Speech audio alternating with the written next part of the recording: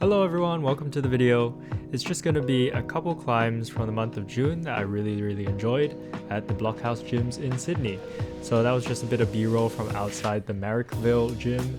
Ironically, there's only one climb in this video from that gym. That's the one you're watching now.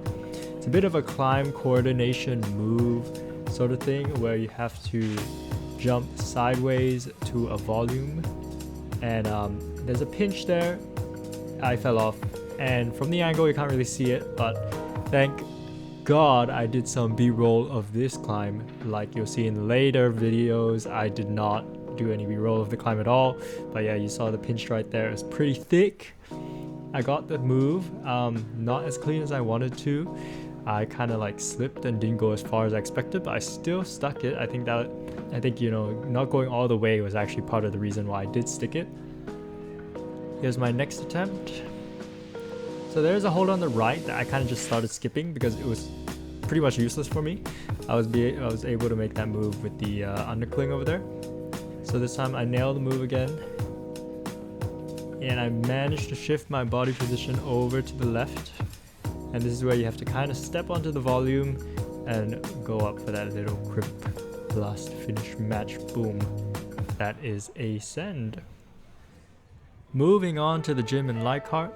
Yes, the rest of the climbs are all going to be climbs that were found in Leichhardt just because it's closer to home and I go there more often. But this is a yellow with a pretty nice compression move on the start, and then you have to move quite far out to it doesn't look like a jog, but it kind of is a jog. And then the next hold there is a bit of a sloper, but it's quite nice given your body position. With a high toe here, then you have to pull up really hard into the pinches. So I really only picked this climb for this video because of the pinches. I really love pinches. You'll see later in the video, there's going to be another climb with pinches. But to finish this off, you go for a high step with a really nice high heel, right heel hook. I sent it anyways. I meant to say heel hook, so yeah. Moving on, we got another yellow grade climb, but this one is a slab. I hate slab, despite the fact that I'm wearing an anti-slab club shirt. So this one starts with a really high heel that kind of transitions into a toe because you have to sit on it. And you kind of you hug the wall. You basically press yourself against the wall so that you can get close to the next volume. And you want to press up against the volume while standing up on your one foot and balancing. There is a little crimp on the end there that I went for, and I moved a little bit too quick, so I ended up kind of barn dooring out. Here's another attempt. This might be the send actually. I don't think it is, but I'm moving back up, and I didn't even, it wasn't even close. I'm like shimmying, and it's just so disgusting. Well, of course, with slab climbs, don't forget to brush. You gotta brush, especially that nasty handhold. That's the only thing I can hold on to with my hands while I'm moving my position. Look how much rubber I'm scraping off that volume. It's key to success, guys. So this is the send attempt. Stepping up, and of course, shimmy that foot. I'm trying to reach for the crimp, and now I have to slow it down a little bit, and I use that kick to stop my momentum. Now this is what I really enjoy about the climb the most, is that this next move is basically a stat check. It's a stat check on your hip mobility, because if you can't get your foot all the way up there, then it's over. You can't do the climb. And worse than that, if you can't even get onto your own hip up there, then don't even try. But you know, I'm so proud of myself because I think flexibility is one of my stronger suits. So I always enjoy a climb that has a little bit of flexibility and mobility involved, and there we go. There's the send. And we're going down a grade, but don't be fooled. This may be a black, but this was probably one of the hardest climbs for me to figure out. So we have this volume. It's kind of hard to see from the video, and I didn't get any b-roll of this climb. I really wish I did, but it's kind of a flat volume that is dual text. So the side that is facing away from the camera has text, and then the side closest to the camera is no text. But there is a little bit of a attachment there they added just for some extra grip on your palms. So there's my palms touching that bit right there. And the idea is you have to kick up your leg into a little foot chip that's underneath the top volume there in blue. And from there, I don't know, you have to do like a knee bar. So this is me on the floor trying to shadow the moves. I'm like trying to kick my leg up as if it was, you know, in the knee bar. So here we go. Knee bar again. Just thinking about that first move. And I do stick my knee in there and I try to reach my right foot around up to the hold up top. So I'm trying to go for a toe hook that would give me some security, but I can't reach and it's just feels so far away. This time I try to get it up there and I want to move my hands off, but it's just, I just feel stuck. I just feel stuck. Just completely bombed out on that one.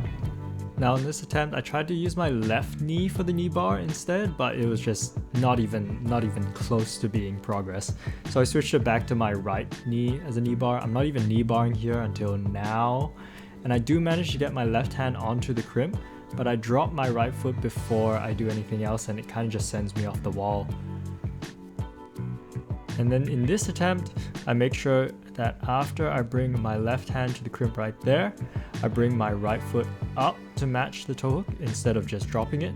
And this allows me to go for that next hand, but I move a little bit too quick and just lose the balance. So finally, what we've all been waiting for, all the lessons learned, this is the send attempt. Here, again, we bring that left hand to the crimp and then that right foot up to match the toe hook up top. And I do it a little bit slower this time, allowing for a match. And then I drop one foot, drop the second foot, use that core to hold me in place. And then I go for that toe. That allows me to reach up for the next hold. And from here, it's pretty much a breeze. The last few holds are a little bit crimpy, but they're not too bad. They're quite thick crimps, like they have a lot of padding. So it's just a matter of moving my feet up.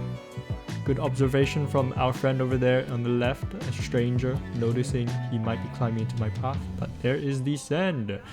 Really happy about that one. And of course, it's not a climb compilation without a flash. So this one is a huge dyno. It's probably a dyno I've never really practiced before, just because it was almost completely horizontal backwards. So the hold up there is a jug. It's a really good jug. And you'll see just in a moment, just the way that I catch it. One hand swinging out. Of course, if it wasn't a jug, I don't think there was any chance in hell that I would be able to hold it like that. But I think that was the hardest part of the climb. There's a little bit of movement here that requires some heel hooking. I did bump to probably skip what the intended beta was. I'm not really sure what it was, but I think my way was just better. And the last few moves are pretty easy, but yeah, included this one just because that dyno was so cool. That dyno was so cool. Now moving on to the second last climb here, I thought it would be a good idea to include some failures. But this is a white difficulty climb, which is the hardest climbs at Blockhouse. So it is cave, super incline, basically almost horizontal because of this cave has been built basically horizontal. I don't know what to say, but this was the pinch climb that I was referring to earlier in the video, and it starts with a dynamic move to a pinch here, and you can just see from where I am now, the next two holds, well, there's a crimp there, but the two holds after that are pinches as well. And I just fall off because I can't even move on the first, position. So I'm practicing it again. This time I go for a toe hook and I try to go for the next pinch, but I'm just too low and I just flop. The video is not paused, I'm just dead, by the way. I want to try match instead.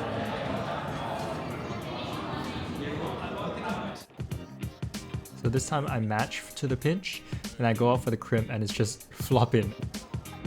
This time I do get that crimp and I switch my left hand to the next pinch. And now the move here, I just don't know how, but you have to get to the next pinch by probably dynamically moving. But in this position with both pinches there, it's not even that good. Like I can't even stay on it. And the next move you have to go straight all the way up to like a gas start over there. It's ridiculous. I was stunned. I was shocked. Look at the emotion in my face. I'm like, bro, I give up. It's not possible. I decided to give it one last go. The camera's a bit closer so you can see the pinches up close now. And the problem I was having is that my left toe hook there really got me stuck in that position and I wasn't able to move off into the next pinch. And I did try a couple times after this, but I couldn't figure it out. And to wrap it up, we have my favorite climb for the month. So this is another white, and it combines my favorite and least favorite thing. But before I get to that, look at this dry fire on the starting holds. Fabulous. It combines coordination and slab. Wow. My favorite and least favorite thing meshed into one. Fantastic. So after trying the first move a couple times, I went up to try the move in isolation, and I just stepped out and realized, okay, well, I'm not going to land on that small crimp and land on the foot because it's just not going to work. So there is that crimp that is basically my bump, and then I have to catch that other hold up there, and now the foot is down here. It's not too bad, but of course we compare that to all the other holds, all the last 3 holds, and they're just like tiny crimps. Even the top hold is also pretty small. So again, practicing the move, this time I catch, and this is when I realized, okay, this is what I need to do. So here's the attempt after that, and I'm quite surprised in myself that actually this went quite well. I did land the foot, but I didn't go any further than that, because after that I just went yippee! Again, just kicking out like a maniac. Reminds me of Alex Honnold's free solo karate kick move, but obviously this is less life risking. Here's another shot that's from the ground, and I did land and catch with my hand, but I didn't manage to hold on. So basically I just threw myself at the wall a couple times, and I was getting closer and closer. Here's a really close one. I did land my feet and my hands, but I just couldn't hold on. I barn doored out. But this is why people say practice makes perfect, because there you go. I actually landed it. And so I hadn't practiced any of the last few moves yet, so there is a foothold there that I really didn't trust, and the next holds were tiny crimps. So I kind of just brute forced it a little bit. So I moved my left hand further to make space for my right. I kind of just like pulled really hard so I could get my right foot on that little foot chip. That allowed me to bring my hands further up to the next crimp. And from here, it was switching out my toe, bringing my right foot up, and then just cranking, and I just get there, and I was just so proud of myself. I did it. It was really exciting for me because this kind of coordination move is nothing that I've really ever done before, and to get it in one session was just made me so happy. So there you have it. Hope you enjoyed the video. Hope you enjoyed the climbs and my beautiful voiceover describing them. Hopefully more to come. Here's some extra b-roll of that final white. We'll see where we go with this, and let me know what you think in the comments. See you in the next one.